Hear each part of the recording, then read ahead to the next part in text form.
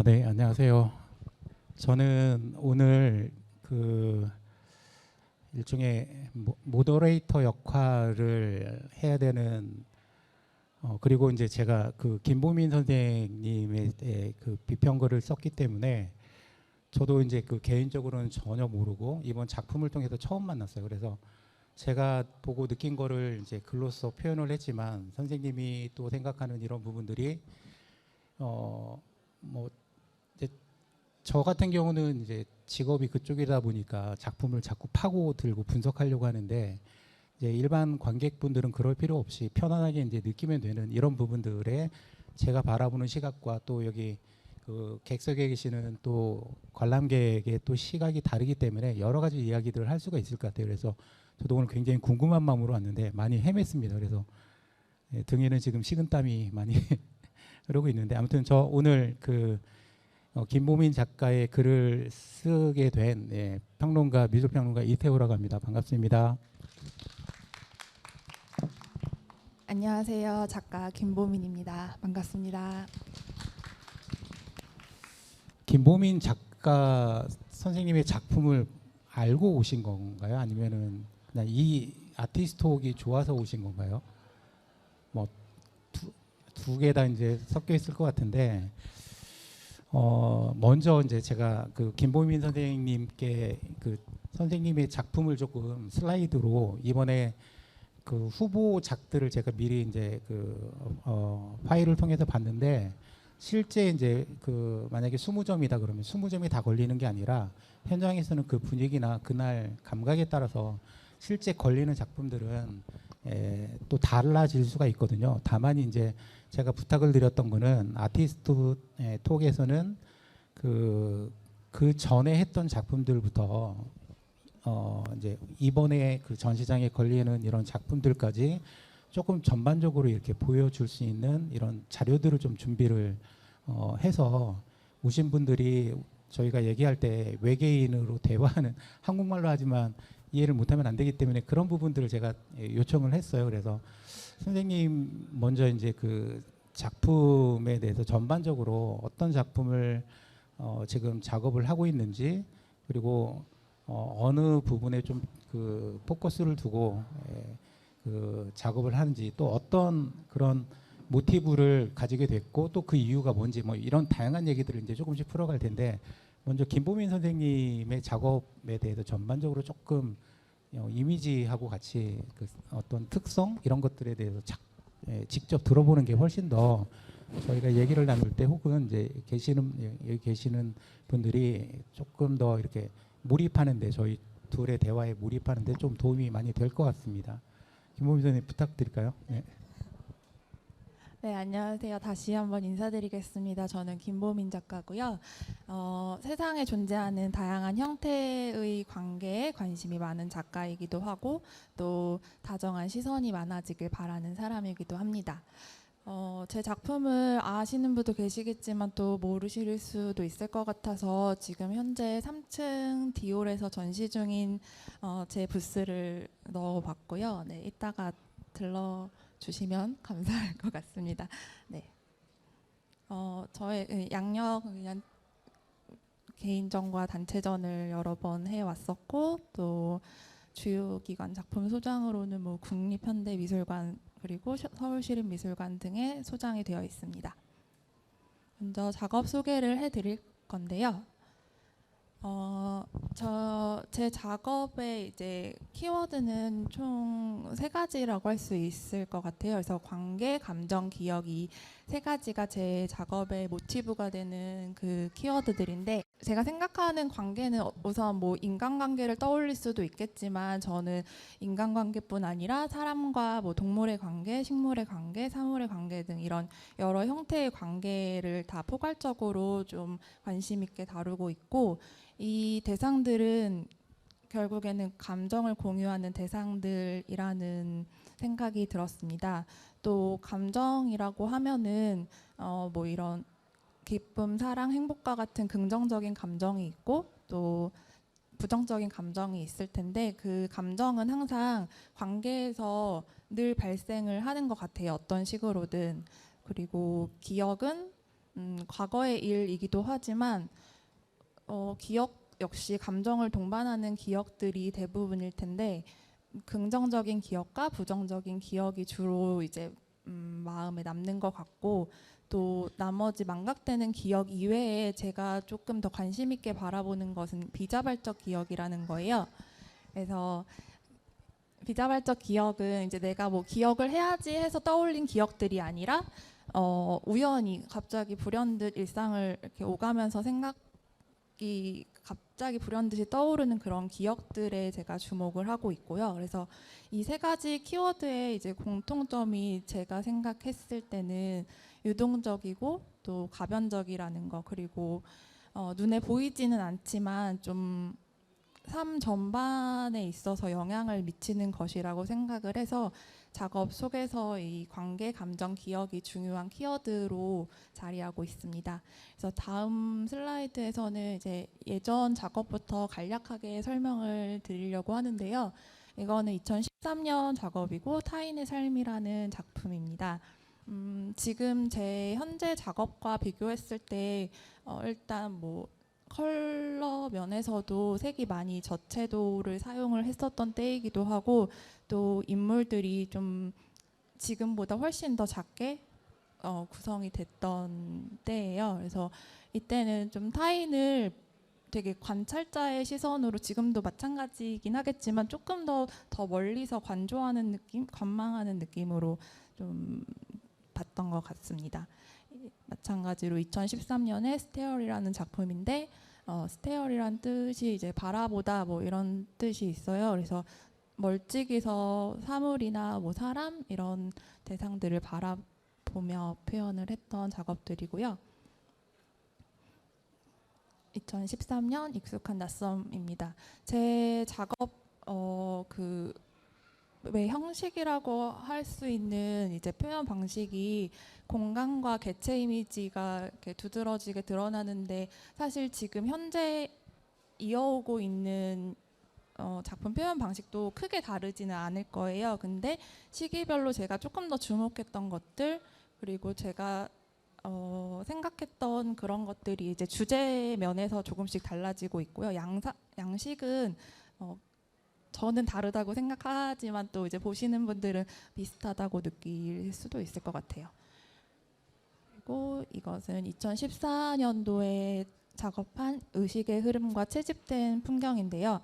전해에 비해서 이제 이때부터 조금 컬러감이 더 추가가 되기 시작했고 또 이 당시에는 제가 그 꿈과 일상을 오가는 좀 그 기억에 되게 집중한 편인데 기억이란 게 굉장히 이렇게 뭐 순차적으로 떠오르는 것이 아니라 산발적으로 떠오르고 또 어떤 기억은 제가 잊었다고 생각해도 자꾸자꾸 꿈이나 아니면 일상에서 반복되는 그런 것들이 되게 혼란스러웠어요. 그래서 작품 안에서도 그 전 작업에서는 인물들의 크기가 되게 동일했다면은 이 당시에 인물의 크기나 뭐 사물의 크기는 원근이나 그런 거 관계없이 좀 크고 작은 형태로 나타나고 저는 이것을 좀 감정의 크기에 따라서 내가 기억하는 부분들 그리고 잊고 있다가 떠오르는 부분들이 좀 다르다고 생각을 했던 것 같습니다.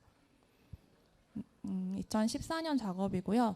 불쑥 떠올라도 꽤 담담해진 지난날이라는 건데 제목처럼 기억이란 게 갑자기 발현됐을 때 되게 당황스러웠을 때도 있지만 그것이 계속 좀 반복되고 상기하다 보면 또 담담해진 날이 오더라고요. 그래서 아까 그 이제 풍선이 계속 아마 등장을 좀 하기 시작한 때가 이제 2014년도 작업부터 풍선이 등장을 합니다. 근데 그 사물에 대해서는 조금 더 뒤에서 설명을 드리도록 하겠습니다. 네, 불완전한 기억이 이끄는 착각이라는 작품이고요. 공간의 구성이 그러니까 현실적이지는 않지만 또 그래도 공간이라고 볼 수 있는 요소들이 보여지고는 있습니다. 2015년 부자연스러운 감정들이라는 작품에서 약간 무대 같은 공간 위에 인물이나 아니면 동물 이런 것들이 이제 존재하는 형식이고 이때부터 좀 제 작업에서 선이라는 요소가 좀 추가가 되기 시작했던 때였습니다. 그리고 부재 하나 의미 있는 것, 존재 하나 무의미한 것이라는 작품인데요. 제목에서도 계속 저는 이제 관계 그리고 기억, 감정에 관련된 어떤 질문이나 아니면 생각들을 계속 써오고 있었고요.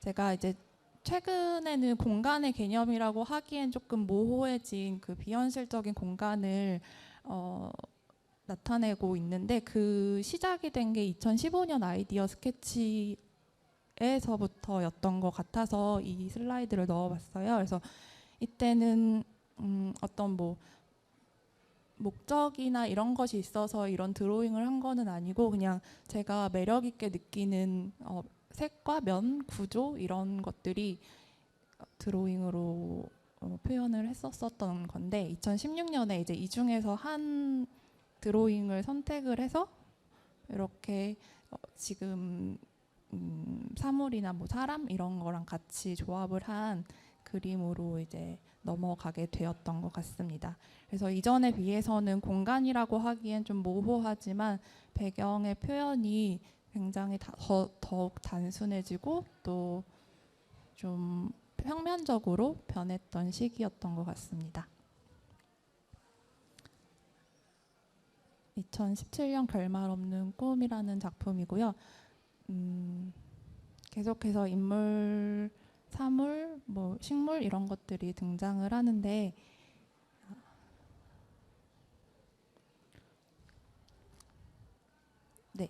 2018년 작업이고요. 이때부터는 제가 캔버스에 좀 변화를 주기 시작했던 때였는데 공간이라는 개념 자체가 저한테는 좀 그 이전에는 심리적 억압의 공간으로서 표현을 해왔었다면 2018년 이후부터는 그 비현실적인 공간 그리고 굉장히 무한한 공간 이런 공간의 개념이 조금씩 바뀌기 시작했고요. 그래서 그 일반적인 뭐 네모난 캔버스의 작업을 계속 하고는 있었지만 그 안에서 좀 변주를 주고 싶어 했던 때였던 것 같아요. 그래서 그 해에 이런 삼각형, 원형, 타원형 이런 캔버스로 좀 변화를 주었었고요. 첫 번째 작품은 이제 슬픔은 한 자리에 머무르지 않는다라는 작업인데 제가 느낀 그 감정, 뭐 슬픔이라는 감정도 그렇고 기쁨도 그렇고 계속 그 자리에 동일하게 머물러 있는 건 아니라는 생각 때문에 제목을 저렇게 지었고 또 저 캔버스가 분리가 돼요. 그래서 이렇게 좀 배치 자체도 계속 한 자리에 머무르지 않고 좀 움직일 수 있는 배치를 선택을 했던 것 같습니다. 그리고 2019년에는 아예 제가 제작을 해서 캔버스에 쉐이프트 캔버스를 제작을 해서 좀 더 그 사각의 틀에서 좀 벗어나려는 시도를 하기도 했었고 또 그냥 이 쉐이프트 캔버스가 가지고 있는 그 모양 자체에 좀 매력을 많이 느꼈던 것 같아요. 지금 그 3층에 오시면은 작품이 이제 두 파트로 나뉘는 걸로 보실 수가 있을 거예요. 그래서 어떤 분은 이제 한 작가의 작품이 아닌 줄 아시는 분도 계시더라고요. 근데 제가 왜 그러냐면 이제 작업을 할 때 작가들이 모두 그렇지만 거의 혼자서 작업실에 있는 시간이 굉장히 길단 말이에요. 근데 그 과정은 작가만 오롯이 볼 수 있는 순간들이기 때문에 저는 이제 이 상태 이게 작업 과정 중간 과정인데 저렇게 공간을 만든 이후에 여기에 제가 이제 뭐 개체 같은 거를 그리기 시작을 해요. 근데 이 순간이 저는 굉장히 좋았고 또 비어 있는 공간에서 편안함을 느끼기도 했고 뭐 그 명상까지는 아니어도 되게 많은 생각들을 하게 된 이 순간이 있었어요. 그래서 이 작업을 언젠가는 엠프티 스페이스라는 걸로 표현을 하고 싶다라는 것을 계속 마음에 담아두다가 2022년 작년에 이제 추상 풍경 작업을 함께 병행을 하게 됩니다. 그래서 이 풍경 작업에 대해서는 조금 뒤에서 더 설명을 드리도록 하겠습니다. 그래서 현재 근래에 와서는 이제 이런 공간과 개체가 들어간 작업과 그리고 아까 보여드린 추상 작업을 병행을 하고 있고요. 뭐 제가 협업도 자주 하는데 현재 뭐 제 그림으로 이제 이런 표지 그림이 나오기도 하고 또 의류 브랜드나 아이웨어 브랜드와 함께 협업을 했던 것입니다.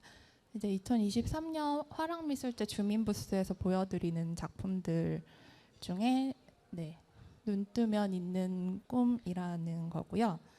저는 이제 공간을 구성하는 그 기하학적인 모양의 면들은 아크릴 물감을 사용을 합니다. 그래서 붓질이 드러나지 않도록 좀 평평하게 채색을 하면서 더 평면적이고 비현실적으로 보이도록 하려고 하고 있어요. 근데 그 이유가 제가 두 발이 맞닿아 있는 순간에도 저는 좀 세상이 비현실적이다라고 많이 생각을 했기 때문인 것 같아요. 그래서 머물렀던 장소라든지 뭐 도시의 건축물이나 그 사물의 구조 같은 그 시각 요소들에서 좀 영감을 많이 받아서 형태와 색을 수집을 하고요. 수집된 이미지를 바탕으로 이제 좀 단순화하는 과정을 거쳐서 저런 공간이 나옵니다. 반대로 거기 안에 들어가는 이미지들, 뭐 펭귄, 사람, 뭐 사물, 뭐 이런 여러 가지 의미를 내포하는 상징적 오브제이자 투영의 대상인데 저런 개체는 유화 물감으로 굉장히 자세하고 좀 세밀하고 사실적으로 묘사를 하고 있어요. 그리고 눈치채신 분들도 계시겠지만 작품 속에서 뭐 얼굴이나 표정이 드러나지 않거든요. 다 뒷모습이나 뭐 옆모습 이런 건데 그 익명의 인물들은 그러니까 얼굴이나 표정이 들어가면 우선 감정이 보인다고 저는 생각을 해서 이렇게 뒷모습이나 옆모습을 그려서 좀 심리적 자화상이 되거나 아니면 타자를 좀 대입할 수 있는 유연한 대상이 되기를 바랬습니다. 또 이 개별 이미지들은 관계나 기억, 감정의 속성을 잘 드러낼 수 있는 것들을 그리는데 제가 앞에서도 말씀드렸지만 관계나 감정, 기억이 유동적이고 또 기억이나 감정은 사라지거나 왜곡되기도 하기 때문에 그런 성질을 이제 비유할 수 있는 대상들을 선택을 하게 됐고요. 그래서 좀 뭐 풍선 아니면 선인장 이런 게 자주 등장을 합니다. 그래서 풍선 같은 경우에는 공기와 같은 외부 요인으로 인해서 크기랑 모양이 변하는 성질을 지녔잖아요. 그래서 공기가 주입되기 전에 좀 납작하고 또 뭐 작고 그렇지만 빵빵해진 풍선은 또 촉감도 달라지고 뭐 뾰족한 것에는 더없이 약하고 아니면 채워지는 것이 무엇이냐에 따라서 뭐 공중으로 사라질 수도 있고 물속에 잠길 수도 있는 등 여러 면모를 지닌 사물이라고 생각을 했습니다. 또 풍선이란 게 손에 잡고 있으면 잡혀 있지만 놓는 순간 좀 사라지는 것이 제가 생각했었던 뭐 관계나 감정 이런 기억의 특성을 잘 대변해 줄 수 있는 사물이라고 생각을 했었던 것 같고요. 그래서 평면적인 공간과 이 사실적인 묘사의 그 개체가 대비되면서 좀 이질감을 주기도 하고 생경한 풍경을 좀 그려보려고 했었던 작업입니다. 지금 이제 추상 작업도 병행하고 있다고 했는데 이것을 제가 풍경 조각이라는 이름을 붙였는데 그 조각이 어떤 조각상을 의미하는 것은 아니고 조각 케이크나 아니면 뭐 그 조각 피자 이런 것처럼 전체의 일부를 모아서 작업한 개념이어서 풍경 조각 피스라는 개념으로 한번 이름을 부르고 있고요. 풍경의 일부를 취사 선택하여 정지된 화면으로 나타냅니다. 근데 풍경 하면은 좀 자연 풍경을 떠올리는 분들도 계시겠지만 저에게 풍경이란 항상 보는 풍경이 이제 도시의 어떤 그 딱딱하고 그 반듯하고 좀 선적인 이미지여서 그리고 제가 그런 부분에서 굉장히 어떤 흥미나 아니면 미적으로 아름답다고 생각하는 부분들이 이제 그런 부분들인데 이것은 제가 그 강아지 산책을 시키면서 항상 보는 장면들을 틈틈이 이제 찍었던 거예요. 이게 뭐 작업을 해야지 하고 찍었던 건 아니고 그냥 그 순간순간들이 좀 저한테 되게 너무 좋다라는 느낌을 주는 장면들이어서 선택을 했던 건데, 이게 나중에 보니까 되게 어떤 부분은 확대되어 있고 또 추상적으로 보이는 부분들이 너무 재밌게 느껴져서 이런 풍경의 조각조각들을 모아서 한번 작업을 해봐야겠다라는 생각을 했고요. 이거 지금 전시 중인 선을 넘지 않는 선에서, 그리고 달의 고민이라는 작품인데 의아하실 수도 있을 것 같아요. 이게 왜 달의 고민이고 이게 왜 선을 넘지 않는 선에서지? 라고 생각할 수도 있을 것 같은데, 제가 산책하면서 봤던 풍경들 조각을 이제 취사 선택한 것이라고 말씀을 드렸고, 또 산책하면 되게 많은 생각들을 하면서 걷잖아요. 근데 그런 뭐 그 당시 했던 고민이나 아니면 생각들, 이런 것들이 작품 속의 제목으로 이제 드러나게 된 것 같습니다.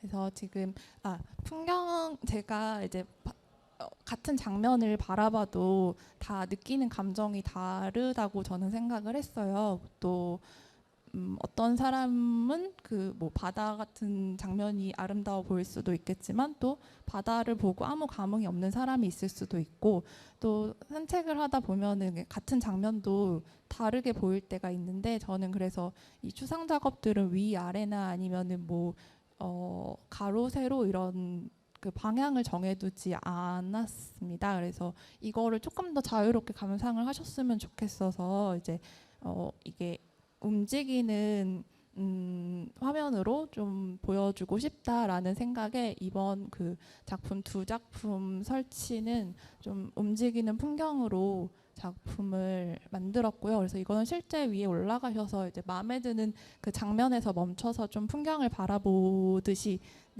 보시면 좋을 것 같아요. 그래서 앞뒤가 아니라 위 아래 뭐 가로 세로가 없기 때문에 다양한 방향에서 본인이 좀 각자 원하는 풍경을 보시면 좋을 것 같습니다. 마찬가지로 울퉁불퉁한 세계라는 작품 역시 방향이 없고요. 그래서 원하시는 방향으로 보시면 좋을 것 같습니다. 네, 작품 소개는 여기까지 하도록 하겠습니다. 박수 한번. 그 제가 글을 쓸 때 전반적인 것만 좀 이렇게 전화를 하면서 소통을 했고요. 오늘 설명을 통해서 제가 또 이렇게 많이 이렇게 뭐라 그럴까요? 이렇게 그때 보지 못했던 거를 또 제가 이제 그 느껴졌던 부분들도 있고, 그래서 이제 전반적인 작품의 이제 어떤 분위기, 그다음에 작가의 의도는 알게 이제 분위기는 어느 정도 이제 담아 가실 준비를 하신 것 같은데, 제가 조금 구체적으로 물어보면, 아까 저는 모티브를 아까 관계, 기억, 그다음에 감정이라고 했는데, 저는 거기에서 꿈을 굉장히 중요하게 넣었었거든요. 꿈과 그다음에 기억과 그걸 통해서 사건이 만들어지고 뭐 관계, 이렇게 세 가지 모티브로 잡았는데, 제가 선생님이 준 그 뭐랄까요, 그 작가의 글 뭐 이런 거에서 특히 이제 그 2013년부터 지금 한 10여 년 동안의 작품을 쭉 봐왔을 때 여러분들 그 공통점도 보이지만 달라진 부분, 혹시 보신 부분 혹시 기억나시는 부분 있으신가요? 공간의 색상이 굉장히 원색적으로 변했어요.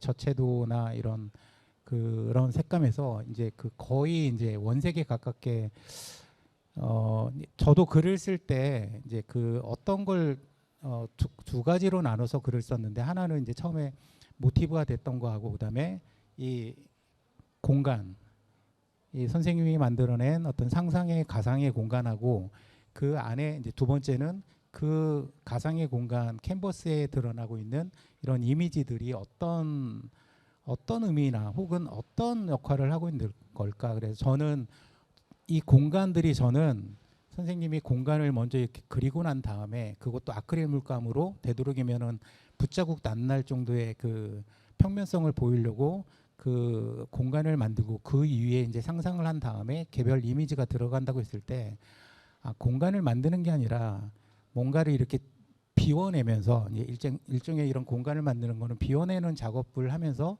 다시 채워넣기 위한 비워내는 어떤 전제 작업으로서의 공간을 만들고 있는 것이 아닌가 이런 생각을 오늘 처음 여기 와서 알게 됐고요. 그 공간하고 개별 이미지들이 이제 나타나게 되는데 뭐 여러 가지 것들 제가 질문할 수 있는 부분들을 많이 가지고 왔거든요. 예를 들면 왜 그 타이틀하고 작품하고 잘 바로 안 와닿는데 굉장히 제목을 짓는데 활용 점점처럼 굉장히 시간을 많이 들인다고 하더라고요. 뭐 그런 이유 그리고 이 이미지들이 드러나는 개별 이미지들이 우리가 보는 일상 속에서 많이 볼 수 있는 이미지들이 작가의 취사 선택에 의해서 이제 드러났을 때는 어떤 의미들을 갖는지에 대한 부분을 저는 이제 그 알레고리라고 표현을 했는데 왜 중세 시대 기독교 미술에 나올 때 그 양이 등장을 할 때 그 양은 그냥 일반 양이 아니라 아뉴스데이 그래서 하느님의 어린 양을 얘기하는 것처럼 다른 어떤 메타포를 가지고 있거든요. 그래서 그런 것도 조금 궁금해하실 것 같아서 그것도 질문을 드리려고 하는데 그 꿈과 기억 그다음에 관계 또 거기에 나타나는 어떤 감정들이 다시 꿈으로 나타나고 했을 때 그 무의식적인 거 의식적인 걸로 아까 표현을 했지만 저는 무의식적인 게 꿈으로 나타난다고 했을 때 워딩이 하나 가슴 아픈 게 있었어요. 부정적인 어떤 기억들이 굉장히 어떤 그 자기 작품의 주를 이룬다. 그러니까 안 좋은 거겠죠. 뭐 아픔이나 슬픔이나 뭐 여러 가지 것들인데 그 중에서도 그 모티브 중에서도 왜 안 좋은 부정적인 기억들을 그렇게 그 집착을 하시는지 네. 그걸 좀 작품에 그 뭐라 그럴까 영감을 주는 이런 핵심 키워드를 잡고 있는지 궁금했습니다. 네. 제가 이제 초기에 작업을 했을 때는 제가 시기별로 조금씩 어떤 몰두하는 주제가 다르다고는 말씀드렸는데 그 기억이라고 해도 아까 뭐 부정적인 기억과 긍정적인 기억으로 나뉘지만 사실 두고두고 보면은 긍정적인 기억 그 순간의 기쁨이 굉장히 크다면은 부정적인 기억은 오래도록 계속 잔존을 하는 것 같았어요. 저에게는 적어도 좀 나쁜 기억이 빨리 사라지는 기억이 아니라 잊으려고 하면 할수록 그리고 잊었다고 생각했던 기억들조차도 다시 발현을 하는데 그것이 제가 사실 부정적인 기억을 떠올리고 싶은 사람은 아무도 없을 거라고 생각을 해요. 하지만 그 자체가 기억하고 있다는 또 반증이 되는 것 같기도 하고 제가 제일 힘들었던 건 잠을 자는 순간에 제가 어떻게 할 수 없는 그 무의식적인 순간에서 또 그런 기억을 이렇게 전제로 한 꿈들이 또 이렇게 꾸게 되는데 꿈은 조금 더 현실보다는 조금 더 왜곡이 되어 있고 더 되게 지독한 거예요. 그래서 깨고 나면은 그 느낌만 남아있고 어떤 이렇게 생생하게 장면이 막 기억나는 건 아니었고 그래서 이 감정을 계속 좀 들여다보다가 부정적인 감정이 어차피 이런 기억들이 계속 드러나는 거라면은 좀 작품 속에서 오히려 제가 일부러 더 마주하고 그것을 좀 덤덤하게 될 때까지 그림으로 계속 마주하고 싶었던 생각에 이제 부정적인 기억 남아있는 기억들이 주제가 되었던 것 같고 여기에 뭐 드러나는 사람이나 사물이 제 기억과 막 관련이 굉장히 밀접하게 있는 것이 아니라 그냥 어떤 메타포 그런 역할을 하는 은유적인 대상들이어서 뭐 하나하나 막 설명을 한다기보다는 그냥 관계나 감정 그 기억의 상징적 오브제 역할로서 이런 개별 이미지들이 등장을 하고 있습니다. 그러니까 굉장히 익숙하면서도 어딘가 이제 낯선 풍경 같고 그리고 감정들이 드러나지 않잖아요. 그래서 제가 이제 그 인터뷰 기사도 찾아보고 했을 때 그 에드워드 호퍼나 그 에드워드 호퍼가 이제 그 미국의 작가인데 그 팝아트하고 신사실주의에 영향을 준 작가 도시를 그렸던 이런 작가가 있어요. 아마 쳐보시면 그 선생님 작품하고 굉장히 닮아 있는 이런 그 작가의 작품인데 그 도심 속에 등장하는 인물들은 그 뒷모습은 아니지만 굉장히 도시 모습 자체, 그다음에 표정 없는 사람들 이런 부분들이 굉장히 고독감을 느끼게 하는데 선생님 작품에서도 따뜻함이나 뭔가 이렇게 좀 정감이 느껴지기보다는 허무하지 않나요? 뭔가 약간 고독 같은 게 그런 에드워드 호퍼나 그 티마이텔 그 좀 관심 있게 봤었다라고 하는 부분들이 예를 들면 그 뒷모습이 자주 나타나는 티마이텔, 그다음에 공간성이나 이런 도시적인 어떤 고독함을 느끼는 도시의 어떤 외관 이런 부분들이 선생님 작품에 어느 정도 영향을 혹은 어떤 영감을 줬는지가 좀 궁금하더라고요. 예전 인터뷰에서 아마 막 좋아하는 작가를 물어봤을 때 에드워드 호퍼 그리고 티마이텔 뭐 이런 작가들을 말을 했던 것 같아요. 근데 제가 그 취향이라는 것이 되게 한결같더라고요. 그래서 예전부터 이제 좋아하는 작품이나 작가를 보면 좀 그런 류의 작가분들을 굉장히 좋아했었고 그게 또 알게 모르게 저에게 영향을 미쳤던 것 같아요. 그래서 이렇게 따지고 보면은 뭐 이렇게 닮아 있지는 또 않겠지만 어쨌든 공간을 좀 구성한다는 것 그리고 인물들의 뭐 모습이 보인다는 것 이런 것들이 좀 닮게 느껴질 수도 있을 것 같고요. 제 작품은 그러니까 이게 뭐 뒷모습을 보이고 있기는 하지만 되게 상상할 수 있는 여지가 많은 그림이라고 생각을 하거든요. 그래서 각자 어떤 경험이나 아니면은 지금 기분, 심리 상태에 따라서도 얼마든지 다르게 읽히고 또 재구성될 수 있을 것 같아요. 그래서 어제 관람객분들 이제 하는 말씀을 들으면서 재미있었던 게 이 두 작품에 관한 이야기였는데 왼쪽에 그 시간과 순간이라는 작품이고요. 똑같은 뒷모습을 보고 한 관객분은 굉장히 너무 이렇게 뭔가 좀 외롭다, 고독하다 이렇게 말씀을 하셨고 또 한 관객분은 그냥 되게 평화롭게 좀 이렇게 멀리 내다보는 그런 느낌이 든다라고 말씀을 하셔서 그 부분이 되게 재밌었어요. 그리고 또 오른쪽에 저 남자 뒷모습을 보고도 그 아까 외롭다고 하신 분은 저 사람이 떨어질 것 같아서 좀 되게 불안하다. 그리고 이 그 오른쪽에 여자분 그 앞은 굉장히 어둠 속에 빠져 있는 그런 느낌을 준다라고 하시면서 자기도 몰랐는데 자기 기저에 약간 그런 심상이 있는 건 아닐까라고 말씀을 하셨고 그 반대 아까 그 뭐 평화로워 보인다라고 말씀하셨던 분은 저 오른쪽 장면에서도 그냥 굉장히 낭만이 느껴지고 좀 그런 식의 같은 그림을 보고도 해석하는 게 전혀 상반되어서 그런 식으로 누가 어떤 감정에 보느냐에 따라 다를 것 같고 저 역시도 같은 그림을 그려놓고서도 그때의 기분이나 감정에 따라서 되게 다르게 좀 받아들여질 때가 많았던 것 같습니다. 지금 여기 객석에 계시는 분들도 아마 다양한 느낌을 가지실 텐데 그날의 상황이나 그날의 자기 마음의 상태에 따라서 보이는 이런 그 느낌들이 다 달라질 것 같고요. 다만 이제 굉장히 그 관람자들에 대한 고민이나 배려 이런 것들이 굉장히 많은 것 같더라고요. 제가 글을 쓴 거 이제 뭐 이렇게 작가 노트나 그다음에 지금 또 이제 말씀을 하시는 걸 보고 느끼는 건 뭐냐면 나는 이렇게 표현을 했지만 관객들은 여러 관점에서 작품을 바라봤으면 좋겠다라고 하는 이런 부분들이 많이 느껴졌고요. 다만 이제 그렇다고 하더라도 관객들이 저는 작품을 볼 때 작품 제목을 절대 먼저 안 봅니다. 개인적으로는. 왜냐하면 작품 제목을 보면 그 작품 제목하고 연관시켜서만 상상을 하게 돼서 작품을 보고 난 다음에 나중에 제목을 보거든요. 개인적으로는. 그런 정도로 그 작품 제목에 저도 신경을 쓰고 또 선생님도 이제 작품 제목을 그 짓는데 이제 할애를 시간을 많이 하는 이유가 좀 궁금하거든요. 네.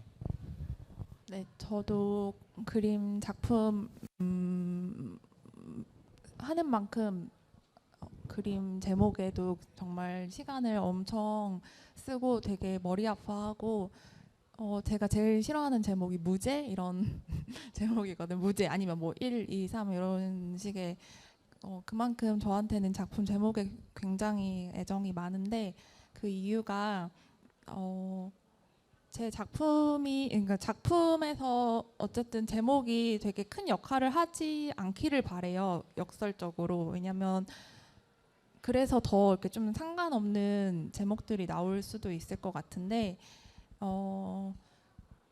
제가 작품 제목에서 이제 던진 화두로 하여금 좀 거기에서 출발이 되어가지고 지난 날을 좀 되돌아보면서 익숙함을 던지고 낯선 시각으로 바라봤으면 하는 마음도 있고 또 아예 그러니까 뭐 선생님처럼 감상을 먼저 한 다음에 이제 작품이랑 비교했을 때 이게 왜 아스라이 멀고 때론 지나치게 가까운이지 하면서 한 번 더 생각해 볼 수 있다고 저는 생각을 했거든요.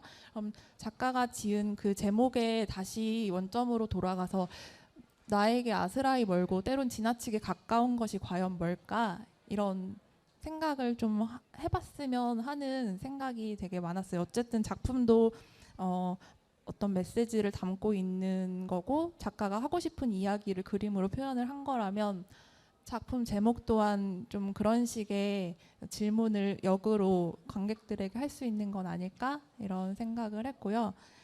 그래서 저한테 아스라이 멀고 때론 지나치게 가까운 것은 제가 생각했던 건 사실은 관계였어요. 그래서 굉장히 가깝다고 느껴지는 그런 관계에서도 어쩔 때는 엄청 너무 또 멀어지게 아득하게 느껴지는 그런 순간이 있었기 때문에 저에게는 이제 저 아스라이 멀고 때론 지나치게 가까운 것이 관계였는데 보시는 분들은 또 어떤 건지 궁금하기도 하고 그래서 제가 뭐 여쭤보기도 하고 그런 편인 것 같아요. 제목. 네, 제가 이제 미술계 큐레이터로 시작을 해서 지금 94, 예, 한 30년 정도 됐는데 한때 무제가 굉장히 유행이었어요.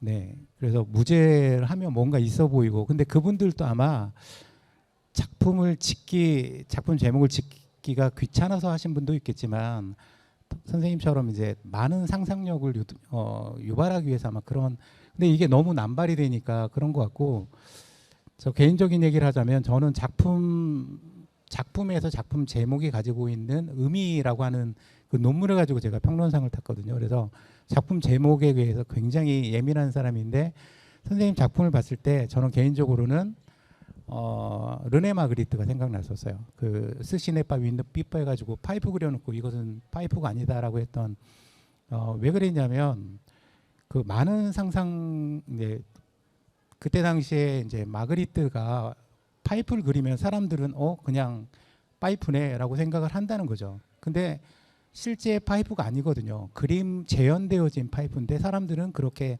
관습적으로 이제 파이프와 그려진 파이프를 동일시한다는 이런 어떤 거에 대한 어떤 해체 이런 어떤 고정된 시각의 해체 뭐 이런 것들을 위해서 이제 했는데 선생님 작품을 보면서 이제 그 작품이 생각이 났고 그리고 이제 어떤 분이 그 마그리트에게 당신은 사람들이 당신 작품을 통해서 어떤 거를 가져갔으면 좋겠느냐 그랬더니 마그리트가 나는 사람들이 나의 작품을 하나의 그냥 시처럼 봤으면 좋겠다. 시라고 하는 거는 저희가 김준수 선생님이 시를 똑같은 걸 봤을 때 받아들이고 해석하는 부분들이 다 다른 것처럼 그렇게 받아들이도록 그 제목이나 그 르네 마그리트 작품도 굉장히 작품 내용하고 작품 제목하고 안 어울려요. 근데 왜 이제 선생님 작품도 그렇거든요. 이제 설명을 들으면 그런가 보다라고 하는데 바로 안 닿지 않나요? 저 그래서 마그리트가 생각이 났던 이런 부분이고 아마도 선생님도 그 마그리트처럼 작품 제목을 통해서 여러 가지 어떤 그 상상력을 할 수 있게끔 했던 거 한 거는 아니었나 이런 생각을 했었고요. 작품에 이제 많이 등장하는 이제 아까 제가 크게 두 개로 나눴을 때 공간하고 이미지. 그럼 먼저 이미지부터 얘기를 하자면 이미지에도 두 가지 이미지거든요. 하나는 등장인물들이 이렇게 뒷모습만 나타나는 어떤 등장인물들이 있고 그리고 이제 뭐 동식물들이나 아까 감정을 느낄 수 있는 동식물들뿐만이 아니라 주차콘 뭐 이런 감정이 없는 이런 일상 생활 속에 이런 저희가 드러나는데 제가 아까 메타포나 은유로서의 알레고리라고 얘기했던 것처럼 선생님이 가지고 있는 예를 들면 조금 더 쉽게 이제 그렇게 생각을 하지는 않겠지만 예를 들면 제가 아까 작품 제목을 이 작품을 지을 때는 이런 느낌이어서 제가 이렇게 작품을 지었어요. 그러면 조금 더 이해하기 쉬울 것 같은 것처럼 저기 뭐 코뿔소도 등장을 하고 있고 이런 뒷모습에 등장하는 이런 다양한 뭐랄까 인물들 그다음에 다양한 이미지들이 등장하고 있는데 잠깐 몇 개에 대한 이미지들은 어떤 의미로서 그 작품들이 그 당시에 그려졌는지를 조금 설명해 주시면 조금 더 선생님 작품에 깊이 빠져들 수 있을 것 같아요. 네. 이 작품은 이제 무해한 사랑이라는 작품이고요. 동물과 식물 그리고 사람들이 한 공간 안에 배치가 되어 있습니다. 이 개별 이미지들은 사실 한 공간에 있었던 인물이나 뭐 동물, 사물이 아니라 다양한 시공에서 온 개별 이미지들이고요. 그래서 그 개별 이미지들이 이 화면 안에 자리하면서 이제 거기서 생기는 어떤 관계성을 좀 질문을 하고 싶었던 거기도 한데 이 장면에서 뭐 되게 코뿔소 하면은 좀 위험하다고 해야 되나? 좀 위험한 동물이고 또 전혀 상관없는 어떤 뭐 오리라든지 저런 그 목마 같은 게 등장을 하는데 그냥 한 장소에서 서로가 서로에게 해를 끼치지 않고 존재하기를 바라는 게 현실 속에서도 바라는 지점들이었고 그래서 그것들이 화면에서도 전혀 서로 신경 안 쓰고 혹은 그냥 해를 끼치지 않고 좀 존재했으면 했던 작품이었고요. 그리고 선인장이 자주 등장을 하는데 선인장도 감정은 없지만 제 작품에서 나오는 그 사물이나 동물을 특성을 생각해 보면은 조금 이 그림을 해석할 때 좀 쉬울 것 같아요. 그래서 선인장이라는 식물의 특징은 좀 키우기 쉬운 식물로 알고 있거든요. 그래서 선물도 많이 주고 받는데 이 선인장이 키워보시는 분들은 아시겠지만 은근히 또 키우기가 되게 힘든 식물이에요. 그래서 물을 너무 많이 줘도 죽고 또 물을 너무 또 안 줘도 선인장은 죽고 말거든요. 근데 그런 것들이 물을 주는 행위가 어쨌든 관심이라는 영역이라면은 그 관계나 그런 거에도 적당한 관심이 필요하고 적당한 거리가 필요한 건데 좀 관계랑 비슷한 면모가 저는 선인장에도 있다고 생각을 했습니다. 그래서 그런 이유에서 이제 선인장도 자주 등장을 하고 있고요. 이 목마 같은 경우에는 저런 장난감이 이제 또 등장을 많이 하는데 그 이유가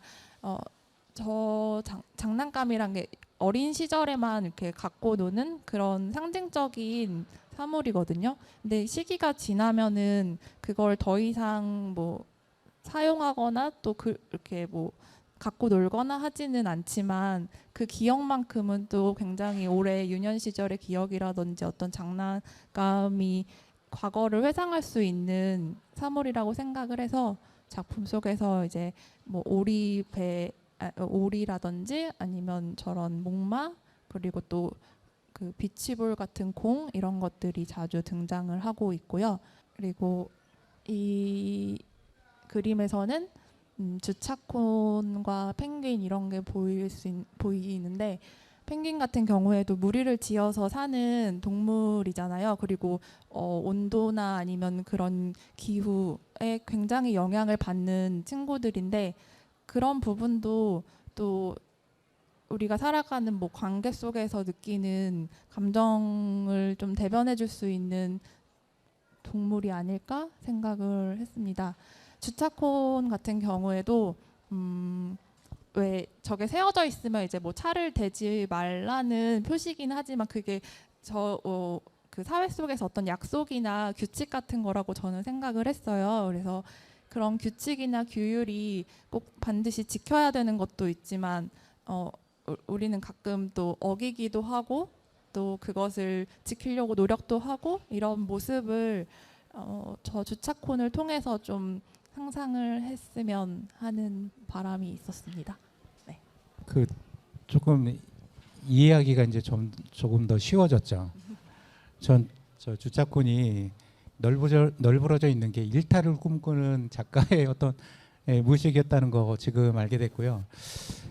이제 개별 이미지들을 저는 어떻게 표현을 했냐면 일종의 이제 선생님이 아까 부정적인 기억들이 등장인물 익명성이라고 저는 표현했는데 뒷모습을 한 사람들이 이제 익명성을 한 사람들하고 그 사람들이 이제 서로 안 바라보고 있거든요. 저는 그런 것들이 관계를 맺고 있지만 뭔가 선생님 이렇게 그 굉장히 뭐 이렇게 좋지 않았던 기억들 관계 속에서 이런 부분들이 은연중에 나타나는 것 같고 그 방어 기제로서 이제 저는 이런 어떤 주차권 펭귄 그다음에 목마 코뿔소 이거를 연결해주는 사람과 사람만의 문제가 아니라 그 나머지 또 이렇게 우리가 어떤 관계를 맺어나갈 때 사람과 사람만 만나는 게 아니잖아요. 뭐 시간이 그때 뭐 날씨가 좋을 수도 있고 뭐 하늘에 뭐 영화를 보면서 뭐 다양한 것들이 연계가 되는데 저는 그 어떤 부정적인 기억들을 그 무의식 중에 방어 기제로서 만들어낸 그런 어떤 이미지들이 이런 주차콘이랄지 그다음에 펭귄이랄지 풍선이랄지 이런 거가 아닐까라고 저는 나름대로 그 해석을 했었거든요. 개별적인 이미지들을 바라보는 아까 사람 뭐 저는 아까 그 담벼락 같은데 이렇게 하는 사람을 아까 외로워 보인다고 했는데 저 사람 저는 담을 넘어가려고 하는 장난꾸러기 같다고 생각을 했던 것처럼 다양한 해석들이 가능할 것 같아요. 그래서 이제 개별적인 이미지들이 가지고 있는 그 알레고리로서의 어떤 의미 말고 이 공간에 대한 부분들을 저는 굉장히 주목하고 있는데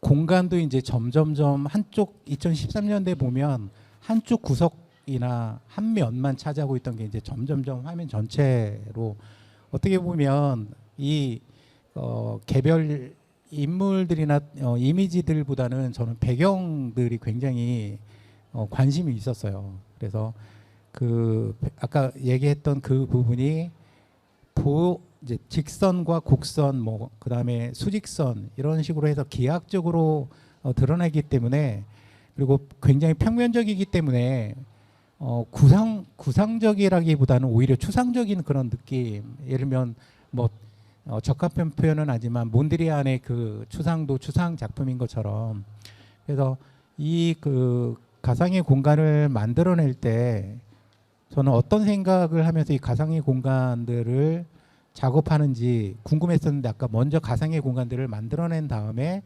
이미지들을 얹힙니다라고 했을 때 궁금증이 하나 풀린 게 오히려 가상의 공간을 그려낼 때 뭔가를 채우기 위해서 비우는 그런 작업이라고 제가 오늘 새롭게 느꼈던 거거든요. 그래서 그 선생님에게 있어서 그 가상의 공간은 어떤 의미를 가지고 있는지 조금 더 설명을 해주시면 좋을 것 같아요. 저는 이제 공간을 되게 평면적으로 표현을 하는데 말씀드렸다시피 아크릴 물감으로 붓자국이 거의 안 남을 정도로 계속 채색을 하거든요. 그래서 바라봤을 때는 되게 얇고 평면적으로 보이긴 하지만 사실 그 공간 만들어내는 시간이 엄청 길어요. 그래서 쌓고 또 쌓고 또 원하는 색이 나올 때까지 계속 채색을 이제 물감을 섞는 과정이 있기 때문에 그 과정도 정말 한 많게는 뭐 10번도 넘게 칠한 적도 있고, 이게 뭐 건조되는 시간에 따라 또 이렇게 얼룩덜룩 이렇게 생기기도 하고, 붓이 뭐 그 붓 털이 빠지거나 아니면 먼지가 있거나 막 이런 되게 예민한 그런 그 환경에도 영향을 받아서 이제 저 공간을 만들 때는 굉장히 단순해 보이긴 하지만 그런 시간을 거치면서 진짜 어느 지점에서는 아무 생각도 잘 안 들어요. 되게 이렇게 명상하는 사람들처럼 그 행위를 반복하고 있고, 또 저는 이제 거기에만 몰두되어 있기 때문에 좀 그 귀도 되게 멍 이런 그런 네, 좀 그런 상황에서 이제 이런 면들을 만들어내는데, 제 작품에서 공간은 이 개별 이미지들과 계속 대립하는 구도로 설명이 되어집니다. 그래서 개별 이미지들이 굉장히 디테일하고 사실적으로 표현을 한다면은 공간은 엄청 플랫하고 평평하게 표현이 되고, 또 개별 이미지들은 다 실제하는 대상들이에요. 그래서 실제한다는 것은 결국에는 삶이 유한하기 때문에 다 약간 뭐 끝이 있다고 해야 되나? 사물도 식물도 사람도 다 끝을 바라보고 있는 어떤 유한한 대상들이라면, 제가 표현하는 공간은 좀 비현실적이기 때문에, 그리고 무한한 공간이기 때문에 끝이 없고 계속 영원히 고정적인 그런 의미를 지니고 있습니다. 그 이제 뭐 많은 얘기들을 해야 되겠지만 그 몇 시간 관계상 제가 또 중요한 그 우리가 이상적으로 생각하는 이상향을 보통 그 유토피아라고 얘기를 하잖아요. 근데 유토피아는 현실에 없는 세상이거든요. 그래서 우리가 지향은 하지만 다다를 수 없는 곳을 이제 유토피아라고 하는데, 그 미셸 푸코라고 하는 철학자가 그 헤테로토피아라고 해서 그럼에도 불구하고 현실 세계에 유토피아적인 기능을 하고 있는 장소가 있다면 어떨까라고 상상을 하면서 만들어낸 게 헤테로토피아라고 하는 그 개념입니다. 그런데 선생님이 지금 캔버스에 담고 있는 건 꿈의 세계지만 결국에는 선생님이 담아내려고 하는 어떤 이상적인 세계가 담겨 있다고 생각을 해요. 그래서 미셸 푸코의 헤테로토피아라고 하는 개념을 예전에 그 언급을 하신 걸로 알고 있는데, 그 선생님에게 헤테로토피아라고 하는 부분은 작업과 어떻게 연계되고 있나요? 네, 헤테로토피아 말씀하신 대로 이제 현실 속에 존재하는 어떤 이상 공간이라고 했을 때 여러분들에게 헤테로토피아는 아마도 뭐 카페라든지 공원이라든지 이런 것들이 토피아의 의미의 공간이라고 할 수 있을 것 같고요. 이것이 뭐 어떤 철학적 의미의 되게 어려운 공간이다 이것은 아니었지만, 어쨌든 이전의 작업에서의 공간은 좀 심리적 억압의 공간으로서 그려왔었던 것이, 현재는 좀 그 억압된 심리는 많이 해소가 되었기 때문에 지금 드러나는 공간은 또 다른 저의 헤테로토피아로서의 작용을 하고 있는 것 같고, 제가 그리고 지금 병행하고 있는 추상 작업에서도 볼 수 있듯이 되게 반듯하고 좀 이렇게 각지고 그런 직선적인 요소를 좋아하는데, 그런 것들이 결국에는 지금 이 작업들에서도 계속해서 드러나고 있는 것 같아요. 그래서 저한테는 이 공간 자체가 헤테로토피아일 것 같습니다. 제가 정확히는 아니지만 비슷하게 접근을 했군요. 그리고 그 제가 아까 선생님이 관객들이나 감상자들이 다양한 시각으로 다가오기를 바라는 걸 기획을 하면서 이제 작품을 그리지는 않겠지만, 나는 이렇게 그렸으니까 옛날 애 같은 경우에는 사람들이 좋은 관객이라고 한다면 그 캔버스 안에 작품 내에 어떤 의미를 담고 있는지 그거를 캐치를 많이 하는 관객들일수록 좋은 관객이었거든요. 근데 지금 현대미술은 절대 그러지 않습니다. 그러니까 뭐 제가 이제 뭐 글에는 뭐 여러 가지 뭐 롤랑 바르트나 푸코나 뭐 자크 데리다 뭐 얘기하면서 작가의 죽음 대신에 독자가 탄생했다 뭐 이런 얘기를 했지만, 결국에는 선생님이 만약에 10가지의 의미를 담고 이 작품을 만들어냈다고 한다면 좋은 작품이라고 하는 거는 현대미술에서는 많은 이야기들, 담론들이 생성이 되는 작품들이 더 좋은 작품들이거든요. 그러니까 이따가 선생님 그 전시된 작품을 보면서 선생님이 10개의 의미가 있다고 한다면 그 10개를 파악하려고 하지 마시고 내 이야기를 만들어내면 그 감상자들의 이야기가 또 선생님한테 전해져서 다른 작품에 또 영감을 줄 수 있는 원천이 될 수 있지 않을까 생각을 해봅니다. 지금 뭐 많은 질문지를 가지고 왔는데 이제 시간이 많이 없어서 다만 이제 저희 둘만 얘기하는 것보다는 또 여기 오신 분들 중에 이런 부분들은 어떤 건가요? 하면 뭐 질문 굉장히 궁금한 부분이 있을 수가 있어서 네. 혹시 질문을 받아도 되나요? 여기 그렇게 질문 네. 혹시 궁금하신 공간을 그리시고 나서 그 공간에다 채운다고 하셨잖아요.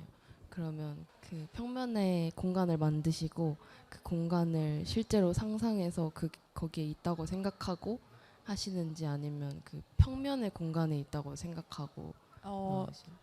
되게 평면적인 공간이지, 그러니까 입체로 저가 받아들이지는 않고 그냥 평면이라는 공간 위에 있는 것으로 상상을 해서 그려요. 그래서 입체는 아닌데 그럼 입체가 아닌 공간은 사실 공간일 수가 없는 거잖아요. 뭐 벽도 없고 뭐 위 바닥도 없고. 근데 하지만 작품 자체에서 그 평면적인 공간이 또 다른 공간이라고 저는 생각을 하기 때문에 거기에 들어간 개체들 역시도 어떤 평면적이라는 공간 안에 있는 이미지들로 생각을 하고 그렇게 배치를 하고 있어요. 그래서 입체적인 느낌보다는 그냥 평면이라는 공간 그 안에 있다고 생각을 합니다.